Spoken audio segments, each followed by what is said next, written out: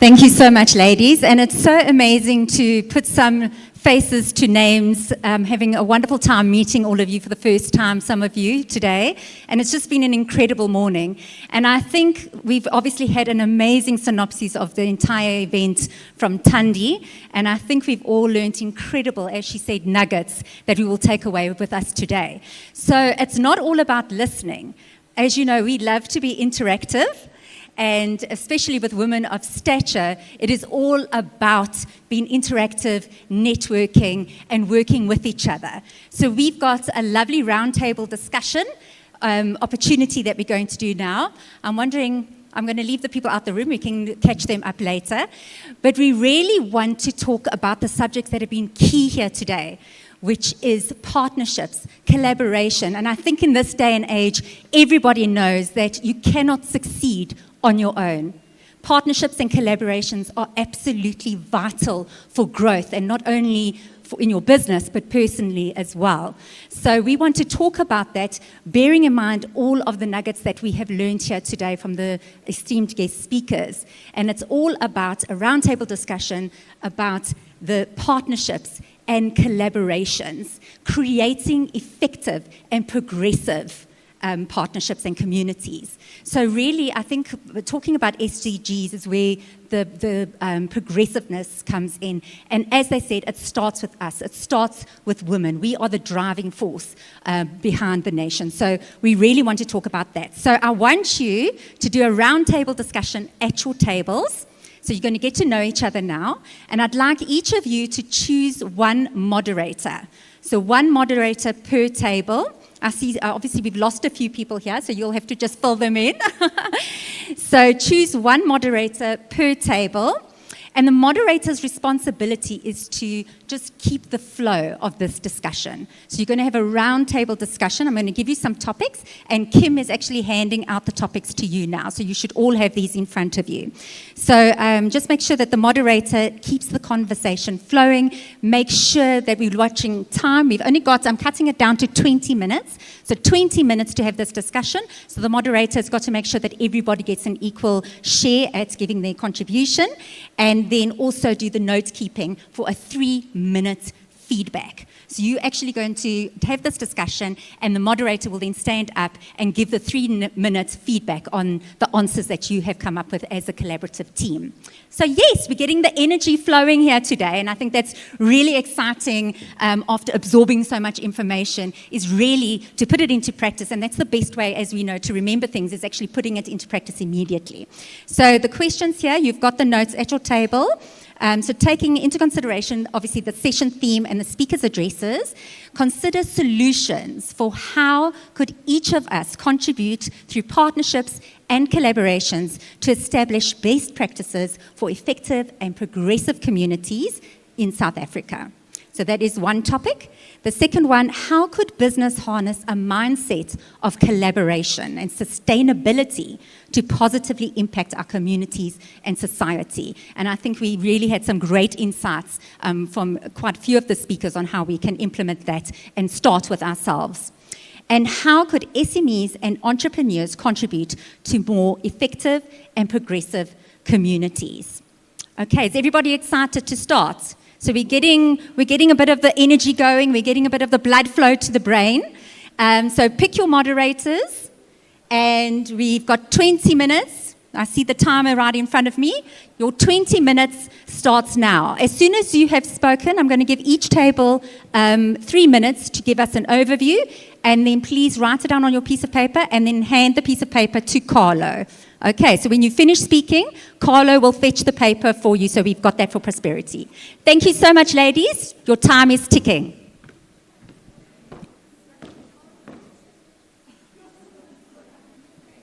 Well, firstly, thank you for this opportunity. It's been so informative, and just, learning some new things and getting to understand what others are doing out there. Being really inspired so far. Very challenging questions as well. Stretches the thinking, which is good. I'll just summarize it from our table.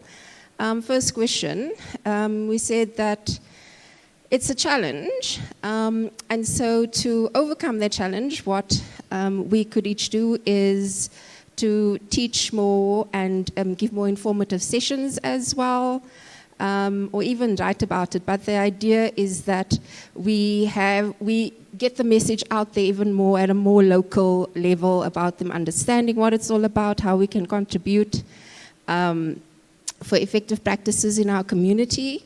The other option that we also have here, the idea is to be a connector. So that's linking an ecosystem of networks that organizations can leverage from. So each of us here in this room, we are an ecosystem of networks that we could each connect with. And so we could use that as leverage within our communities as well. Second question here, and this one I'm very passionate about because I work for a non-profit organization and it's on the ground. And this is one of the battles that we actually fight with. Well, I use the word fight because it just feels that you're always putting yourself out there even more and more. And that is, how could business harness the mindset and collaboration of sustainability? Well, for us, it's to come alongside on-the-ground community organizations. We believe that in the business sector, you do have your CSI initiatives, but to come alongside those organizations on the ground that has done the research within those communities, understanding the crisis that they are addressing within that specific geographical areas, we find that that is an area that we really need to explain to businesses as well. They see the bigger picture, but it's not understanding the underlying issues that are really, that communities are really struggling with. So that is one key area. Yes, private sector to contribute as per the CSI to the organizations. The mindset to change of the private sector corporates and follow the SDGs out there, which a lot of the organizations they commit to within those communities. I think a key one is also to shift from the mindset to shift from profit thinking to actually community and economy growth and development. A good example that was shared here was one of SA breweries. They connected with a local mine producing community. Is that correct? Sorry. Agriculture. Lime agriculture, yeah, and that created jobs. It was jobs creation, and it also impacted the economy as well. So businesses to source out more local communities to actually produce and provide product for them. Next question. Yeah, and then sourcing products locally, having strategic partners, as Kobus also mentioned earlier. Building business in your community to employ from within that community. So your local community around you to see that you look for possibility employment within those communities. Also, yeah, last one, sorry. And then also to provide within those businesses as well, that they provide on-the-job training. Because a lot of these communities are lack of education, so they don't have the specific skills, and in that to provide the skills development within those jobs that they provide. Okay. So much. Thank you. Awesome. I'm not going to talk in between, so we can just make it go quicker. Thank you so much. Oh, my colleagues are bad. Okay. Best practice. Okay, because we spoke so much, we didn't get to question 3. So we'll just answer 1 and 2. So in terms of best practices, key things are, we acknowledge that partnerships are difficult. And we need to start having a more collaborative mindset instead of a competitive mindset, that we're not competing with each other, because then we can work on our strengths. Understand the nuts and bolts behind partnerships. It's not just about we like each other. What's your goal? What's my goal? How do we measure that? How do we hold ourselves accountable? That's critical. Contextualizing the community needs is also important to do. So, at the start, we need to understand what does success look like. for all of us. And that way we can enhance our partnership. We need to look at the capabilities within the community and within ourselves and leverage our ecosystem. Communities are active participants. They're not beneficiaries. They're not getting from someone. They have something to contribute as well. And we have to have a monitoring and evaluation framework, and our communities need to be included in our impact analysis. Have I done justice? Right. Number 2, business. We like them, but where do they need to be making a difference? At matric is too late when they're looking for kids to come and join a learnership. It should start earlier, but what's the incentive for them? They don't want to help a grade 4. Not they don't want to, but grade 4, yeah, so it's looking at CSI. What are the incentives? My question to Tandy was, why should we incentivize business? And she has a very intelligent answer for that. And I understand they should be incentivized. But businesses need to start building their own talent pools, and they can start at the lower grades as to later grades when it really is a bit late. Yeah, that was it. Done. We didn't get to question 3.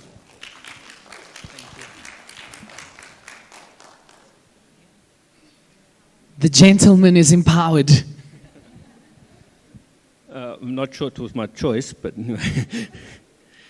Okay, so it seems like already there's a golden thread, and that is a changing of mindsets.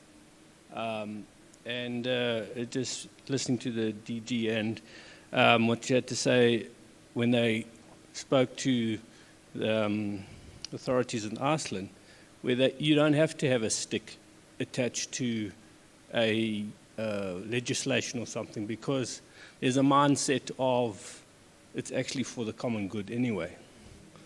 So, I mean, that's, I think, a major change. And then, and that goes on to stop competing. It's a collaboration. It's not the mindset of what can I get out of this.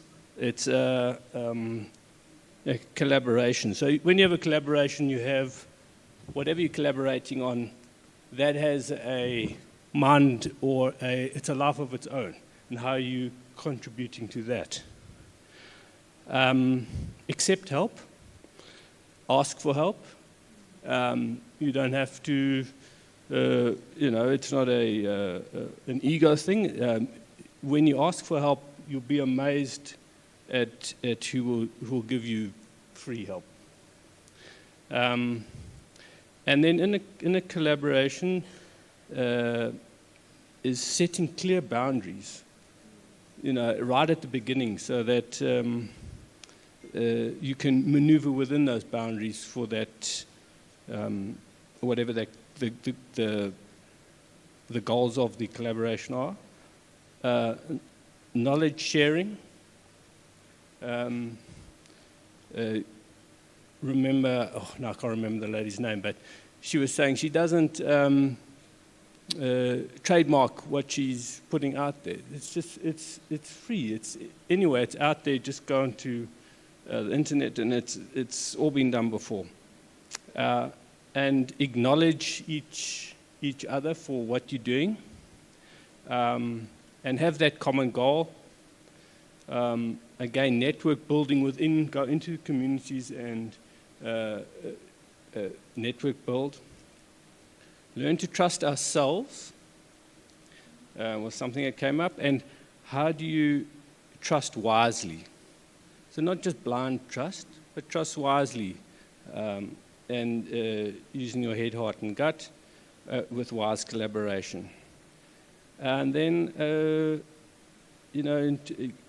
having training and workshops, master classes that you can give for free in communities, and hold each other accountable. I think that's a big thing that we have as a society here, is we don't we don't always hold each other accountable. Support local suppliers, educate local, and employ from the local communities where you are. And collaborate, obviously, with the local authorities. You know, when you go, if you are going into a community, always the best thing is to knock on the local authorities' door and collaborate with them. It'll go so much easier. And just, you know, social responsibility. So that's sort of put everything together in one. Awesome. Thank you. Who am I handing the mic to over here?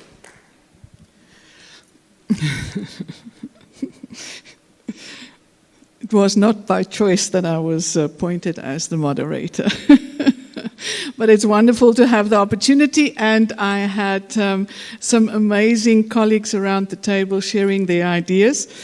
The first question, we started off by looking at where do we come from and how do we cross-reference our various skills? Because I very often think we need to, and we disregard where we are coming from and what are the skills that we have. So we want to go a little bit against the grain because there's already a lot of good synergy because we are like-minded people. Runel actually said something very interesting. A partnership has a transactional feel to it. You know, what's in it for me? What do I give? And what can you expect from me? The accountability, which we completely agree with. But there's something else needed before the partnership. And that's what we started off with. That it's a relationship that we need to build. And Runel and them refer to, at JBS, at UJ, they refer to it as a dating system. So you go on the first date and you decide, do you like each other? It's not like the online dating where some other recipes follow. But yeah, you have a date and you decide. Is that what you want to continue with? Is there some prospects here? And then you build the relationship based on respect and things like that. So we want to move a little bit, or the feeling that I got in any way, and my colleagues can differ and change the idea, but the idea, or the starting point is really relationships and how that then evolves into partnerships. That's really the first question. And the second question is how, and we had from Angelique something very interesting, that we are all in this kind of survival mode. Everybody is, you know, trying to look and keep themselves safe. And that often creates an impression or a feeling that we are removed from some other, we've got our own problems, and my students at UJ actually tell me that. They said, I may be hopeless, and who would mind or who would care if I share with them my hardships? Because everybody's going through hardships, so why should I share? So that fact of having a self-preservation kind of mindset should, be changed. That's the mindset that needs to be changed into a more collaborative mindset.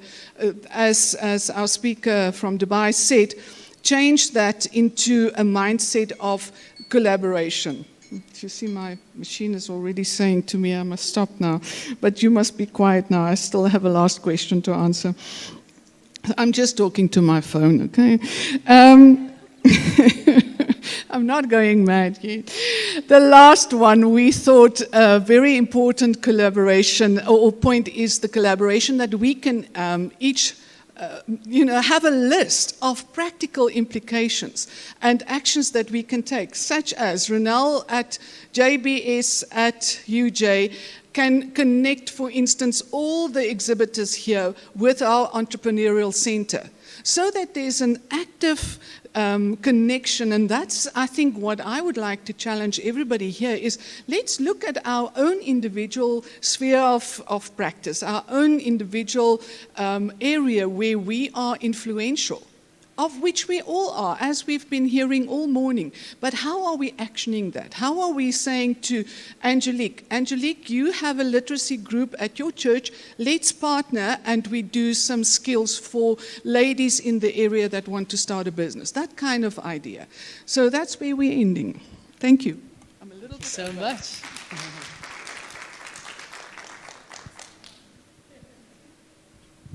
Thank you so much.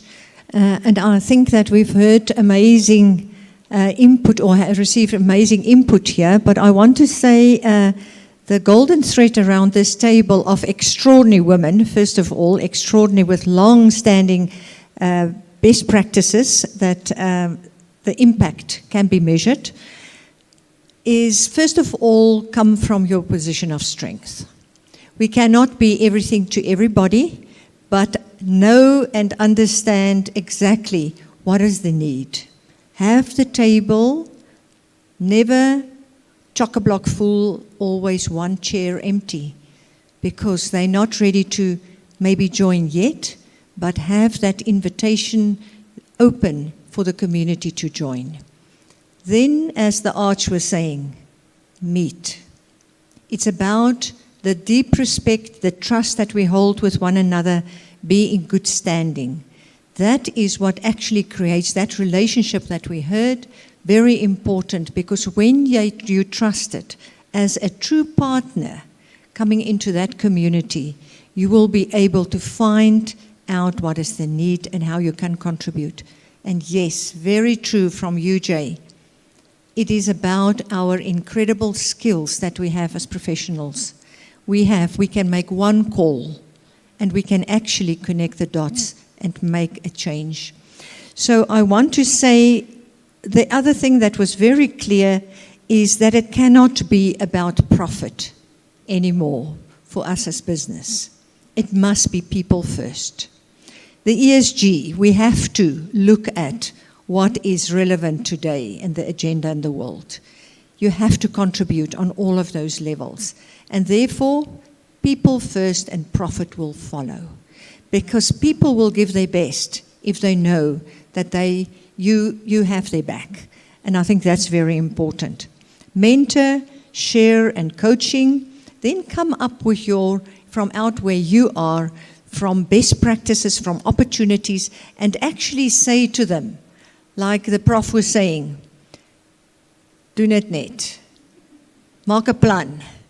Don't only come and saying the plan will be created, but come also with your initiative and your suggestions. But I think the most important, it is you have to deeply respect, especially us, what comes from the ground. The knowledge that we cannot do without. It is really a tripartite. It is really a partnership, a true partnership comes from the ground up. We must understand where we want to reach out, what is that mindset, and how can we assist. But don't come from to say, I know better. The answer is always in the room. Just understand that, always in the room. And so last but not least, I want to say that we have to actually shed our entitlement syndrome as well. Not only in the communities, but us as professionals. We also almost like walk around with an entitlement that somebody needs to help us. But we can actually help out there. We have the skill, we have time. Ask busy people to always help and support, and therefore we can make a collective effort to collectively join hands and make the difference. Thank you. Wow. I think we can all agree that we are in absolute awe in what was achieved in just 20 minutes.